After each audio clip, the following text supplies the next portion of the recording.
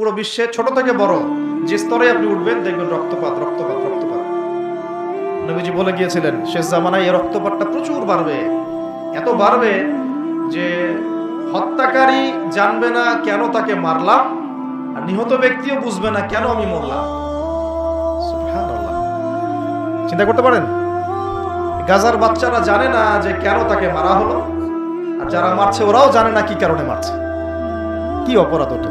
ইয়েমেনের বাচ্চারা জানে না কেন বোমটা আসে পড়লো, আর যে ফেললো সেও জানে না কি জন্য ফেললাম। আপনারা রাস্তায় গন্ডগোল করতে যান অনেক সময়, যে বের হয় সেও জানে না কেন কিসের উদ্দেশ্যে লড়ছি, আর যে মারে সেও জানে না কি জন্য ভাইকে মারলাম, এটা সে জানে না। হত্যাকারী ব্যক্তি জানবে না যে কেন আমি হত্যা করছি, মাকতুল জানবে না যে কেন আমি মরলাম। শেষ জামানায় হারাজ বাড়বে, হারাজ হারাজ হারাজ। নবীজি বলছেন হারাজ বাড়বে, সাহাবীরা বলছেন হারাজ কি?